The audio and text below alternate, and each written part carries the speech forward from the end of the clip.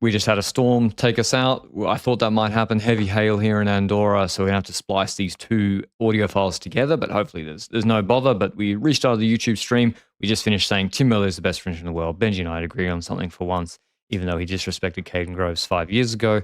And we'll preview Stage 8. We've got to talk about Remco's comments yesterday. We're going to detail them about Lipovic. Do we believe, Ralph Denk? They say there's no issues now. But tomorrow's stage from Périgueux to Bergerac, 180.4 kilometers. We have two Cat 4s, an intermediate sprint in between them at Saint-Cyprien. It's a flat sprint. Let me look at the run-in. I mean, after Merlier's exhibition today, I mean, he was missing Sturven in that first sprint because of the crash. And we saw that when Sturven could pilot him, very, very hard to beat him. And as I said, the Alpecin lead-out hasn't got it right yet. We've got a corner. We go over a bridge at 4Ks to go, corner at 2.5, another right-hander at 1, then another right-hander at 500 meters. I think that makes it easier for Alpecin. So I'm going Philipsen tomorrow, or Philipsen or Coy. I'll go Merlier. I think these corners would have helped that Alpecin lead out. I think the fast, they got burned today with the fast 1K straight. I think that's fair, because Merlier benefits from being able to launch left, launch right, launch everywhere. If he's somewhat behind even 3 riders into the last stretch after a corner, then it might get more difficult, but I'm going to bet on the winning man. I'm going to bet on Merlier. It's finishing in some sort of stadium, or I don't know. There's no Google Street View on it, so I don't even know what this looks like, what they're turning into. Just name it. It's narrow. From your heart. I'm going Philipsen. I'm going Philipsen. 100% Philipsen. I think the big lead-out's an advantage tomorrow. I think that's fair. I'm just worried about his speed. Because doesn't look fast, does he? Even at intermediate sprints where Pedersen took like 16 points today, he got cooked by everybody. He's been doing that every day, getting cooked. So, and to be honest, he looked pretty good going into the Tour de France. So I'm surprised by the differential I see in speed. But yeah, I'm worried about Philipsen. But let's hope he proves me wrong, because then we've got a bit of a battle in the sprints upcoming. The points jersey is looking nice. So Pedersen, I'm not preparing my apology yet, but I'm thinking about it. He's on 204 points. He's been really good at the intermediates. He's done everything he's needed to do there.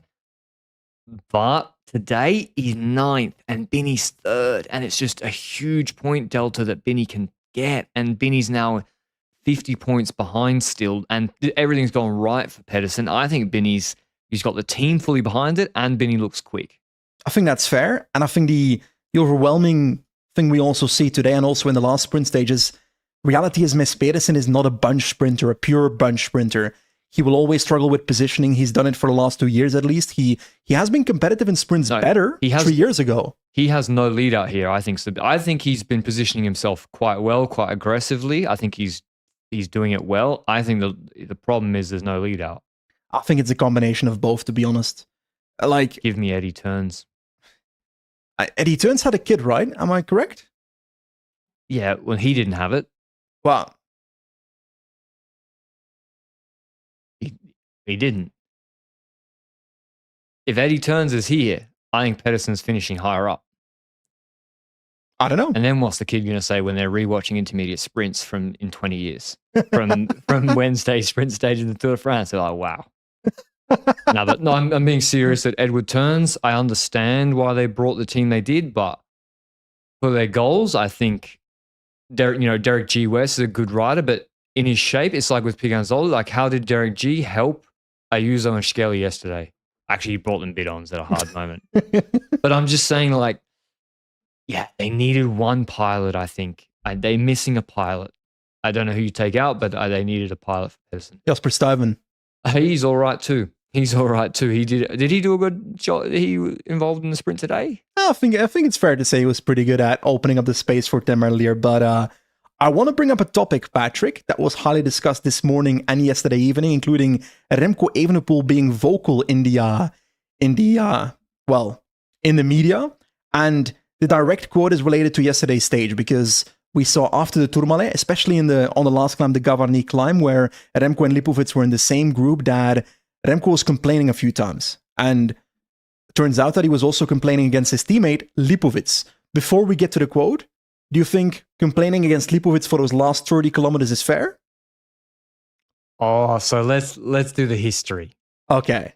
So Remco falls out of GC in Catalonia. They were co-leaders there. On the first long climb, Jonas cooked everybody. Also, Lipovic was like refusing to relay with guys in front because he had the Remco card behind. Remco fell out of GC. Remco could have won a stage in Catalonia. 100% could have won maybe 2 stages, especially the Keralt stage. Remco was a beast on stage, whatever it was. And he sacrificed himself completely on that stage. I can't remember, like, what did it move Lippo up a GC position? Well, it's better to have him riding for him than not riding for him. I think that's fair to say. It moved Lipovic onto the GC podium, what Remco did on stage 6. Correct. Because Gol got rinsed in the descent. Yes. It took Gol off the podium. So the Remco helped him there. Note, Catalonia is not the Tour de France. And I think the added factor when it comes to this specific stages, on the Tourmalet, yesterday's stage, Remco was actually dropped by Lipovic on the Tourmalet. So is on paper, based on the last 6 days, the better pure climber than Remco Evenepoel. It's not a big difference though. Was it 12 seconds at the top? Maybe 20 seconds? Between Lipovic and Remco, 20, I think. Yeah. I think Lippo did quite a bit better performance, but he wasn't pulling again. He was also playing the Remco card behind. And they basically, then he attacked over the top. I still don't know why he did that. It was very strange. Lipovic, eh? Yeah, it was very odd. Let's go into the valley alone, he was like. Yeah. I understand Remco's frustration. I'm now fully on the Remco. I want Remco third. Like, I'm fully... Wait. I know I've been critical of Remco quite a lot, maybe too harsh sometimes the last 18 months. I'm all the way back in. Remco's going to save this Tour de France. Remco's giving us quotes. Remco's in great shape. I'm all aboard Remco train. Okay, but the exact quote was, I think my anger was justified. During the Tour of Catalonia, like you said, I rode 30 kilometers for him. Then I asked him to ride for 1 kilometer for his lead out in yesterday's stage for Remco, and he didn't do it. Now, I do have an issue with this statement. For me, the issue with Lipovic is not that he didn't do a lead out for Remco Evenepoel in the last kilometer. I don't care too much about that lead out, because that might negatively affect Lipovic if he gets countered in a sprint by Ayuso and so forth. I'm more looking at Lipovic in refusing or limiting his relays on the last climb in total.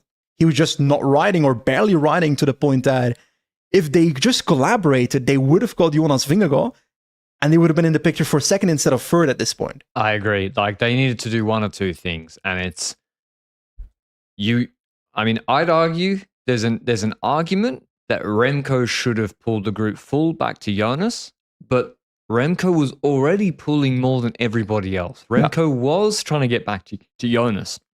And if you're Lipovic, like, also Red Bull, they know that they can't compete with Pogacar. I think they think, okay, maybe we could, if we stay close to Jonas, we got 2 leaders. He doesn't have another co-leader. Could they get second? Because Lipovic was third last year.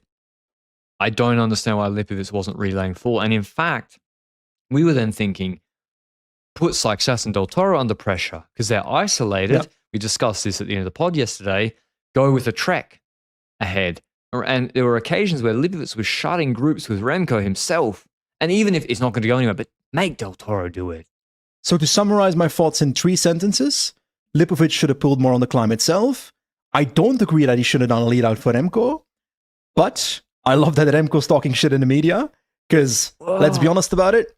In this sport, we need more of that. Should he have done a lead out for 1K for Remco? No. In my opinion, no. Because if Remco beats Del Toro, he's in third in GC right now. Oh, wow. Are we not playing the long-term game where Lipovic, in my opinion, is just as likely to podium this Tour de France as Remco and climbing better yesterday and maybe in the coming climbing stage as well? So we're in the TT, what's Remco going to take? Lipovic is not a shit time trialist, so Lipovic will not be like 2 minutes behind Remco. Del Toro, I think Remco can really take some time on him. I think so too. Sykes, he's a good time trial rider, and if his legs are good, yeah. I think the problem is going to be Remco's climbing, especially when he paced himself. So Remco said he deliberately paced himself. So maybe if it was a mountaintop finish, the result is different. But I think, on Solaizon, yeah, the problem is if Lippo drops him, but is he going to drop him by that much? I don't know. It's going to be closer on thing. I don't think Lipovic should have done a lead out for him, but I also think, yeah, like you say, I don't know why Remco was the one having to do all the work in that group. Others should have been doing just as much, if not more. The funny thing is, as a cycling fan, I love the fact that Remco is talking shit. Thank God, yes. From the team of Red Bull Bora, I would not be liking this. No, it's not ideal. And apparently they spoke about it around the dinner table. Ralph Denk said it's all good. They were laughing and happy together. And then Remco said this morning, everything has already been discussed. So the past is the past. And now we have to look forward. So I won't believe it. It's all happening today. I won't believe it until we see a photo or a video with Remco polishing the legs. You know, I'm referring to there was a Quintana, Landa Valverde. Yeah, so there was a Movistar photo on Twitter a few years ago, 10 years ago maybe almost, and where there was like the Trident leadership issues, and they quashed those issues by posting like a really, really awkward video that's become a meme. But okay, I love the drama. I'm a bit of a drama frog. Let's hope it continues. We need this. All right. Thanks for listening as always.